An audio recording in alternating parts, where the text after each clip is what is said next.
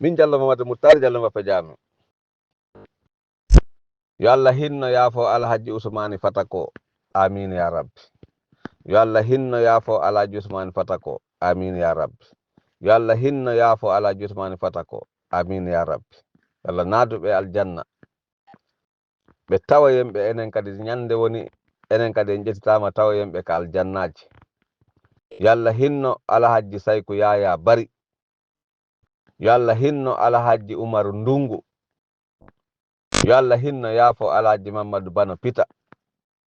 yo Allah hinno yaafo Alhaji Ibrahima Masi en torki Allah on en fattike mo barke no wawire no jogori musidɓe tedduɓe nde min Diallo Mamadou Moutar Diallo Mbappe Diame koto Mamadou Lawwal Laaga Diallo Souleymana Laaga Diallo e sukaɓe ɗuɗuɓe nde men yewtayno min inna o wondema Alhaji Ousmane Fatako ko jogi ko gonga ha hewti Iloba nde men haalanayno on Alhaji Ousmane Fatako ka gonga ɓe woni ha groupe immoyi contre Alhaji Ousmane Fatako ɓe tamodiri ɓe yehi ɓe waɗi coup d'état ɓe waɗi coup d'état ko Alhaji Ousmane Fatako feƴƴini ɓe waɗi coup d'état ɓe jaɓi ɓe jatti jullere nde ɓe hanano joɗade e mum jullere nden ka coordination min sonki ala façon ko min wi'ali ala façon ko min wowlali moƴƴi e bonɗi fiitu yo jama on faamu men ɓe anda wondema ko ɓe jaɓata wowlude fii ɓantal Fuuta Jallo ma fii ɓantal sukaɓe ɓen woni ko yehi waɗi otage jullere coordination o ɓe woni sabu waddugol sukaɓe ɓen ka lax e mene wonɓe ɓen ka aventure sabandema sukaɓe ɓen ka lax e mokobaɓe ɓen ka lax e sonnaɓe ɓen ka lax ko kamɓe immino dari dankaran ni tambi Alhaji Ousmane Fatako e nder gurdam maɓɓe tambi Alhaji Sayku Yaya Bari en Alhaji Bano en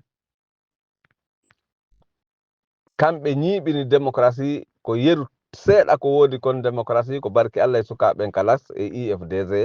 e FNDC si tawno Alhaji Ousmane Fatako no wuruno ɓe jewɗotano ko tawatara ɓe humpitaki ko honto fonike mangue woni ɓe joɗotano kara ɓe humpitaki ko honto Billo Ba woni ɓe joɗotano kara ɓe humpitaki ko honto Aliou Ba woni ɓe joɗotano kara ɓe humpitaki ko honto Marwana Camara Habib Marwana Camara woni kono en andi ko wi'ete ko wondema si banta yani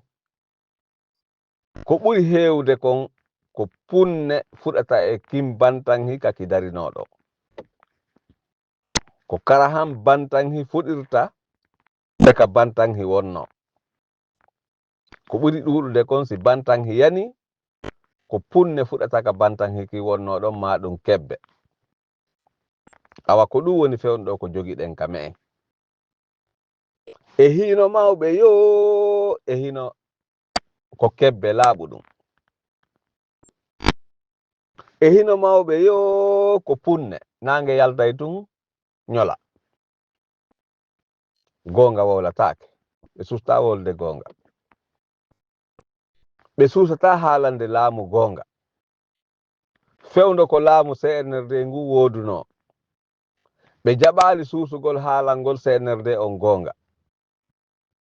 ha laamu CNRD lanni le 31 décembre 2024 haynde wotere ɓe meeɗa wowlande CNRD gonga ɓe ari ɓe yeeti sukaɓen ka lasto wondema yo sukaɓen ka lasto yo woni tranquille ɗum ko ñande timmi balɗe ɗiɗi ɗimmere ñalande ɗimmere nden nde ɓe jatti jullere coordination o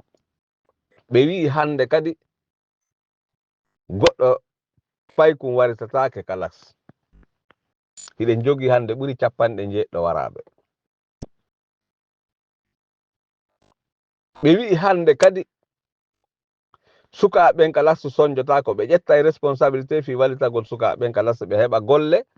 ɓe heɓa no ɓe wurira gurdal labaɗam miɗo lando sukaɓe kalas ko honɗum ɓe heɓi ɓe bange ɓeɗo wi'unoɓe darantoɓe hay hunde minen wonnoɓe darade wallito seeɗa sukaɓen kalas ɓen ɓe joɗiɓe ɓen ka jullere coordination ɓe puusi ha minen e ɓe sukaɓe kalas men haɓi joni kala mo fewtuɗa erefu ɗo wiɗa wallitoɗen sukaɓen kalas on tigui no ñobbude juuɗe mum jooɗo wi'a wondema ko feƴƴi kon ko Alaji Ousmane Fata ko waɗa kon no yonani ɗum wallitagol goɗɗo kono min ko honɗum woni komi toroto en ene wonirɓe ɓen Europe ma wonirɓe Amérique ma wonirɓe yaasi ma jeeya wonɓe e nder lagine Conakry tara no mari pehe ko fanɗi wo ko fanɗi miɗo jikka miɗo toro saabi Allah yejjiten konko feƴƴi hakkunde men e sukaɓen kalas yejjitiren ɗum fi Allah e finulaɗo ande wondema en ala sukaɓe wonɓe daranade en e nder lagine Conakry ɓuri ɓeɗo anditen kadi sak vide wawata darade si manifestation waɗete e nder lagine Conakry so tawi woni ko gonga en daroto waɗugol manifestation ji contre ɓe ayɓe men ɗo koyen andu sukaɓen kalas e mawɓe ɓen kalas e sukaɓe jeeyaɓe e nder lagine ɓe no didori noon ko yimɓe jogiiɓe ndimu e teddungal wallahi fewndo Alpha Condé en ƴettay no jawle duuƴa sukaɓen kalas duuƴa yimɓe goo e nder lagine kono si IFDC ma FNDC ma ɗum woɓɓe goo e nder men ƴetti haysi ko 500 000 okki sukaɓen kalas no ɓurannoɓe 10 millions ko Alpha Condé en jonnaynoɓe hara ko 500 000 ɓe naɓana hara ko iwri ɗum koye hoore teddungal no ɓurannoɓe ko iwrata kon e juuɗe gouvernement Alpha Condé on wararay ɓe andi ɗum ɗon koko nandata e ngeenaari ko ɗiɗa ɓurannoɓe 500 000 on ɓurannoɓe a waɗiɗa haysi ɓe ƴettayno ɗi kono ɓe ƴettayno ɗi kono ɓe waɗata golle ɗe ɓen ɗon faalaye waɗɗen ɓe waɗay golle fiiɓantal lagine on ɓe waɗata golle ko liɓata lagine joni noon hay goto e men ene wonɓe yaasi ɓen en ala wallitade sukaɓen kalas miɗo weltanoɗo Hajja Maymuna woniranɗo en Allemagne miɗo weltano Hajja Salimatu Bari dole miɗo lando kas tawi Hajja Fatoumata Binta moɓe ɓurno sonjude on 28 septembre tawi himo e jaam meɗen anditani on ono wakkiliɓe ɓen e wakkilinoɓe ɓen kono meɗen toro on saabi Allah ɓeyde wakkilade yejjiten fii sukaɓen kalas ko feƴƴino kon hakkunde men e fewndo Alaji Ousmane Fata ko feƴƴini adiɓe feƴƴinde ha ko ɓe feƴƴini hiɗen andi adiɓe feƴƴinde ɓe ɓittinno ha sukaɓen kalas puusa fii ndarugol so tawi woni ɓe bonnayi jikke ko woni hakkunde maɓɓe Alaji Ousmane Fata ko kono ɓe muññi ɓe sali bonnude ella on ka waɗi ɗon ko feƴƴu tun Alaji Ousmane Fata ko feƴƴu tun ɓe jokkiɓe ɓe hanano jokkude ɓe tertiɓe ɓe hani jokkude ɓen ko ɗon ella on waɗi kono toroɗi men miɗo toro on min Diallo Madou Moutar Diallo Fadiama miɗo toro on miɗo torano kadi sukaɓen kalas kala koɓe waɗi par ce que jogoɗen ɓe koɓe fayɓe kala koɓe waɗi ande jogoɗen ko ɗayre e angal faamugol fewndo on tuma ko ayɓe maɓɓe ɓe wonno e bambande sabandema si laaɓannoɓe ko ayɓe maɓɓe ɓe wonno e bambande ɓe bambantano ayɓe maɓɓe sabandema ko faalaɓe fiyo lagine moƴƴi woni sukaɓen kalas miɗo jikka miɗo toro immoɗen daroɗen dankarannoɗen wallitoɗen sukaɓen kala sabi Allah enen wonirɓe erafo ɓen mo be e me'en si sukaɓen kala so landike en ballal wona yen ƴetutun jonnenɓe yeetoɗen ɓe yoɓe organise tawa hara hiɓe jogii mojoɓe ɗen mojoɓe tawa hara si hewtinama ɓe wawa hewtinde yimɓeɓe ɓe wondi ɓen hara wona yo goto hendo ñaama ko ɗum ɗon tum mari komi ɓeytanta ɓe yoɓe organise haa moƴƴa ndaren ko honno fuɗɗitortoɗen waɗirde golle labaɗe ɓuri feƴƴinoɗen fewndo Alpha Konduru haray wota goɗɗo kadi sikku wondema koko yimɓe ɓen ɗaynata on ɗo inna wondema Alpha Konde laamitoto lagine ɗum wota goɗɗo wota on jaɓu hay wadde haqqille mon e mum abadan yeru adna no woodi Alpha Konde laamitotako lagine parti non RPG on ko Alpha Konde woni hoore mum par ce que kamɓe haaji maɓɓe ala e congrès wona sifa enen ko wonɗen e wadde tambantilonde tappen hoore men kamɓe ɓe ƴetata kaaje ɓe tappa hoore maɓɓe neɗɗo bonɗo on ko boni wo ko boni mo maɓɓe on no ɓuranime wonɗo wo wonɗo haray ko so yii hande IFDC no jogora wastay woni ko kañum laami lagine ala kadi wadde hay hunde ko moƴƴi sifa wano CNRD o wonirno non par ce que CNRD on hande kadi laamaki lagine haray ko ɗum ɗon hanɗen faamude kala e me'en faalaɗo e lagine heɓu ɓuttu e teddungal o daroto o dankaranno fii no force vive on wawira heɓirde doole jama on yalta manifesta mourade molanandu force vive on forma gouvernement civil ɓen ɗon ɓe organisa élection libre et transparence mo Allah waɗi yo heedu yeeso on heeda yeeso hiɗen ɓuri tanƴinade ha takko pelleto ko sellaren Diallo wonoyta leader jo premier leader jo wawowo gagnade ka élection ji dès le premier tour nde élection ji ɗin organisa o kono so tawi ɗen faala lagine yo iw e sonja hara wona e hoore guerre wayri Mamadi Doumbouya en ko woni ɓe préfi waɗugol guerre ka leydi men ɓe formi ɓe wi'eteɓe ɓe jammi ɗo Mande Jalong e Union Parande Jalunke ko ɓen ɗon ɓe faala puusude yeeso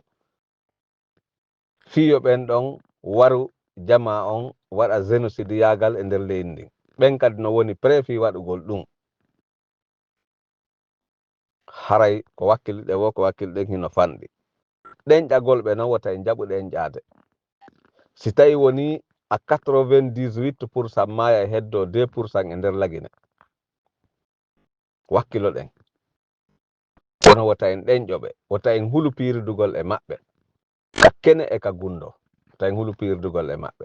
sen huli piiridugol e o ancien gouvernement Mamadi Doumbouya CNRD on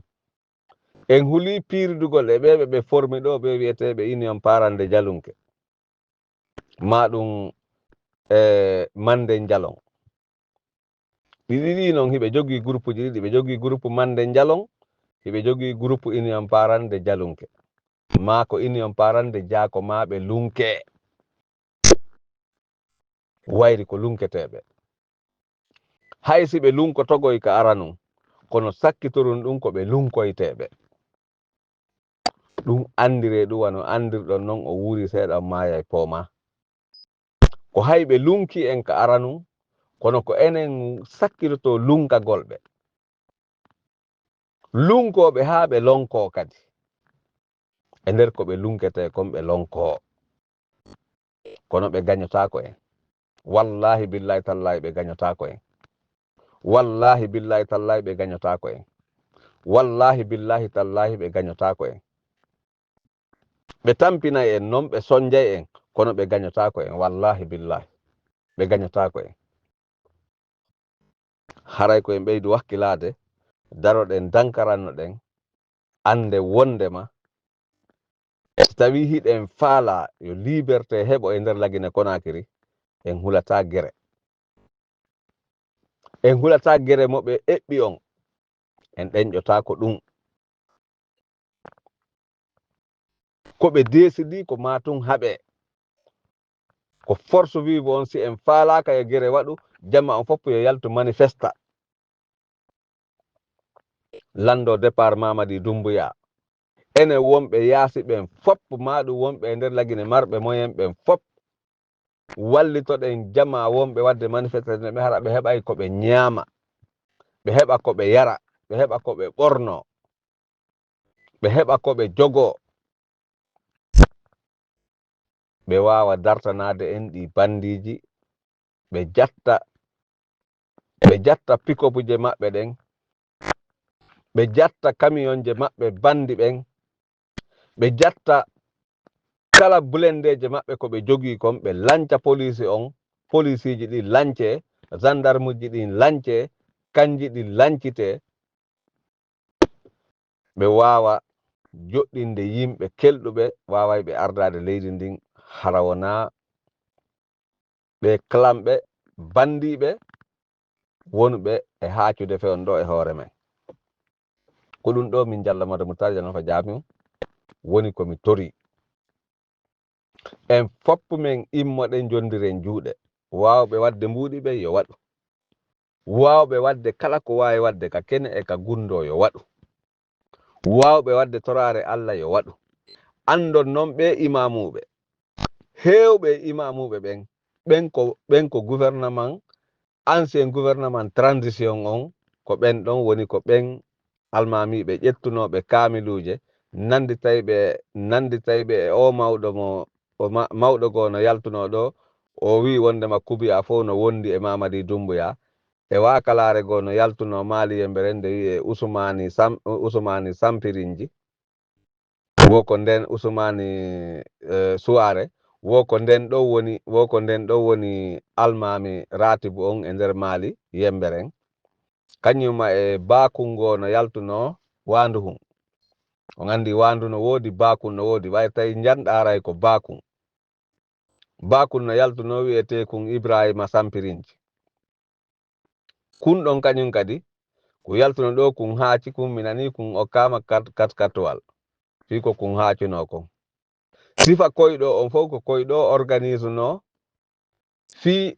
yo jange ka juulirɗe Allah on hendiɓe ɓe fof waɗi ɓe fasara dakkan sabandema ɓe yimɓeɓe ɓe wari zere kore ɗum ɗon naɓiɓe ka fasara dakkan plus de 500 morts le 1er décembre 2024 ñande final doole Mamadi Doumbouya ɗe lanni e nder zere kore waɗi plus de 500 morts plus nombreux des enfants haray yo Allah ɓantu fimen ha abadan labadi yo moƴƴin fimen yo ɓeydan en jam o ɓeydana en hayran en torike mo kanko gena wawɗo on barki rabbana atina fi dunya hasanatan wa fil akhirati hasanatan wa qina azaban nar yo Allah waɗu ñande kala fuɗɗiɗen dartade ɗiɗo bandiji yo taw hara ko enen gañoto hara wona ko juutata amin ya rabbi Diallo Mbappe Jamiu hande ko le 5 décembre 2024 alatire fewndo ɗo ni wagutu on ko 8h23 minutes 8h23 minutes 7h23 minutes kamen lagine Conakry précisément ka sous-préfecture Téliré préfecture Mali Yemberen région administrative Labé Dorsi Labé Ɗeppere on jarama